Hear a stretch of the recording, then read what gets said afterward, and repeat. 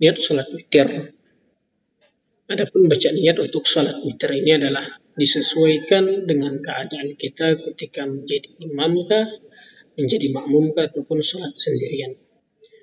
Adapun niat salat witir 2 rakaat ketika menjadi imam dan makmum ataupun salat sendirian. Yang pertama, niat salat witir 2 rakaat ketika menjadi imam. Usalli sunnatul witri raka'ataini adaan imaman lillahi ta'ala.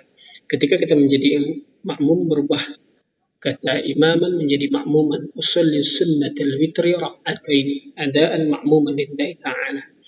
Kemudian tentang niat salat witir yang 1 rakaat. Usalli sunnatul witri raka'atan adaan imaman atau adaan makmuman atau salat sendirian adaan lillahi ta'ala. Kemudian niat salat witir yang 3 rakaat dalam arti ini sekaligus dikerjakan dengan niat usalli sunnatul witri 3 raka'atin adaan imaman atau adaan makmuman atau adaan lillahi ta'ala. Nah, perbedaan niat ini yang pertama 2 rakaat yang memakai niat raka'ataini. Kalau dia 1 rakaat dirubah raka'ataini menjadi raka'atan. Jika 3 rakaat 3 raka'atin. Nah, itulah pandangan tentang niat-niat salat witir dari 1 rakaat, 2 rakaat dan 3 rakaat.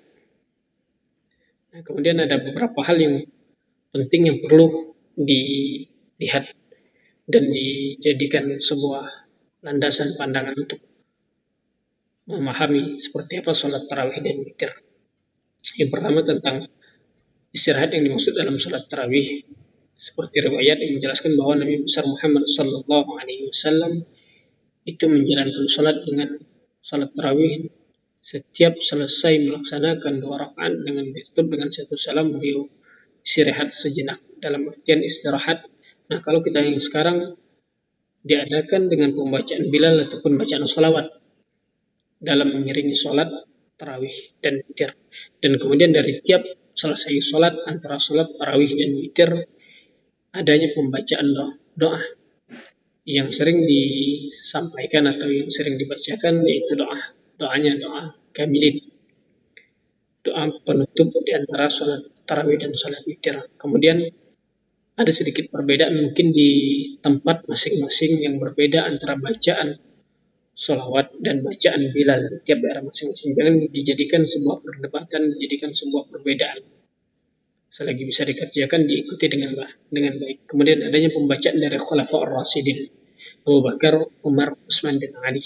Abu Bakar, Utsman, Umar dan Ali disesuaikan dengan tempat bacaan masing-masing dari Khulafaur Rasyidin yang 4. Kemudian adanya pembacaan doa qunut yang dimulai di malam ke-15 sampai akhir salat witir di bulan suci Ramadan. Adapun tempat bacaan doa qunut ini di rakaat terakhir dalam salat witir setelah ruku'. Dalam mazhab Imam Syafi'i, doa qunut ini menjadi sunnah apaan, dalam artian jika tertinggal maka harus diganti dengan sujud sahwi. Nah, inilah pandangan tentang Imam Syafi'i tentang doa qunut yang dibaca setelah ruku' di rakaat terakhir dalam salat witir menjadi sunnah apaan, yang jikalau tertinggal harus diganti dengan sujud sahwi. Kemudian kita akan berada dalam materi yang terakhir tentang materi tambahan tentang berbakti kepada guru dan kepada kedua orang tua. Nah, dalam hal berbakti ini banyak referensi tentang materi, banyak referensi kitab serta kisah hikmah yang begitu masyhur di telinga kita tentang baktinya seorang terhadap guru dan kepada kedua orang tua. Seperti kitab-kitab yang populer dalam kalangan santri dan pondok pesantren yang banyak kita pelajari. Yang pertama adalah tentang kitab Akhlaqul Banin, Akhlaqul Banat, yang membahas juga tentang bakti seorang anak kepada orang tua, kepada guru, kepada saudara. Banyak pembahasan di dalamnya. Akhlaqul Banin dan Akhlaqul Banat ini karangan dari Umar Ahmad bin Ahmad Barjah. Kemudian Ta'limul Muta'allim adalah karangan dari Syekh Burhanuddin Az-Zarnuji. Kemudian Adabul Alim bil Muta'allim ini adalah karangan Khadratus Syekh Hasim Al-Asari, pendiri Nahdlatul Ulama. Kemudian kitab Wasayah karangan Muhammad Saqir. Kemudian adapun kisah hikmah yang paling populer adalah tentang kisah hikmah dari Uwais Al-Qarni, seorang anak laki-laki yang hidup di zaman Rasulullah yang diberikan gelar atau yang disebut oleh Rasulullah tentang penghuni langit. Nah, beliaulah orang yang dimaksud tentang baktinya kepada ibunya yang luar biasa. Bisa kita baca dalam kisah Uwais Al-Qarni ini, bisa kita ambil hikmah yang banyak tentang baktinya seorang anak kepada kedua orang tua ataupun kepada guru. Kemudian dalil-dalil tentang materi berbakti kepada kedua orang tua, berbakti kepada guru, banyak dalil yang membahas tentang baktinya seorang terhadap guru dan kepada kedua orang tua. Jangan membedakan antara posisi kepada guru dan kepada kedua orang tua. Nah, sedikit perbedaan bahwa mungkin kedua orang tua yang tidak memiliki ilmu memasukkan anak kepada pondok pesantren yang diajarkan oleh guru, perannya sama-sama untuk bisa mencerdaskan, memperbaiki, dan bisa menjadikan anak yang lebih baik, yang memiliki akhlakul karimah, yang dalam ilmu kewajiban tentang ilmu tauhid, ilmu fiqih, dan ilmu akhlak tasawuf, adab seorang kepada hal yang lebih baik dalam kehidupan, baik kepada guru dan kepada kedua orang tua. Nah, dalil dalam Al-Quran yang paling populer itu dalam Quran surah Al-Isra ayat 23 dan 24. A'udzu billahi minasyaitonir rajim. Bismillahirrahmanirrahim. Wa qadara rabbuka alla ta'budu illa iyyah wa bil walidayni ihsana. Imma yablughanna 'indaka al-kibara ahaduhuma aw kilahuma fala taqul lahumā uffin wa la tanharhumā wa qul lahumā qawlan karīmā. Nah, materi ini menjelaskan ada dari Al-Quran yang membahas tentang bahwa untuk kepada kedua orang tua hendaklah berbuat hal yang baik dan berbuat baik kepada kedua orang tua dengan sebaik-baiknya. Dan jika salah satu di antara keduanya telah berusia lanjut, maka janganlah katakan kepada mereka tentang perkataan kata-kata Dan dalam ilmu balaghah disebut dengan majaz isti'arah, peminjaman kata. Jangankan uffin ini, kata-kata yang kita ucapkan, jangankan kata-kata yang sedikit saja dalam pandangan kita, itu saja tidak boleh, apalagi mendurhakai kepada kedua orang tua. Bahwa letak kedua orang tua kita dalam sholat pun ada yang namanya sholat birrul walidain yang dikerjakan pada malam Kamis.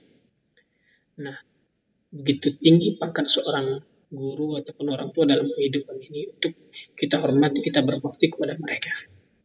Nah, jangan ungkapan kata saja. Nah, dalam artian dalam ilmu balaghah disebutkan min itlaqil juz' wa iradatil kull. Hal yang kecil saja tidak bisa, apalagi untuk hal yang lebih besar. Kata-kata saja itu haram untuk kita ucapkan kepada orang tua kita, apalagi dengan kata-kata yang lebih ataupun perbuatan yang mendurhakai, menyakiti guru ataupun kedua orang tua kita. Kemudian dilanjutkan dengan wahfid lahuma janaha dhulli minar rahmah wa rabbirhamhuma wa kullu kama rabbayan shaghira. Dan katakan kepada keduanya perkataan yang mulia dan rendahkan dirimu terhadap keduanya, dan berdoa kepada Tuhanmu untuk menyayangi keduanya seperti menyayangimu dalam waktu kecil. Kemudian ada riwayat hadis yang diriwayatkan dari Abdullah bin Mas'ud yang menjelaskan bahwa ketika beliau bertanya kepada Rasulullah tentang amalan yang paling dicintai oleh Allah Subhanahu wa taala, Rasulullah menjawab, yang pertama adalah sholat pada waktunya. Dalam artian sholat sesuai dengan pada waktunya, sesuai dengan dalil inna salata kanat 'alal mu'minina kitaban mawquta. Sholat yang telah ditentukan waktu-waktunya, maktubah. Kemudian apalagi ya Rasul, amalan yang dicintai oleh Allah adalah berbakti kepada kedua orang tua. Kemudian apalagi ya Rasul, baru jihad fi sabilillah. Bahwa dalam artian amalan yang paling dicintai adalah berbakti kepada guru, berbakti kepada kedua orang tua. Dan ingatlah kepada guru bahwa mereka yang menjadikan dirimu yang tidak tahu apa-apa menjadi hal yang lebih tahu, menjadi hal yang lebih baik dalam mendidikmu, memberikanmu jalan dari hal yang belum baik, belum benar, belum lurus untuk menjadi hal yang lebih baik. Dan ingatlah mereka yang mengajarkanmu dari satu huruf, beribu huruf, dan akhirnya menjadikan engkau bisa mengaji dengan yang lebih baik, mendalami ilmu pengetahuan sampai hari ini. Dan bahwa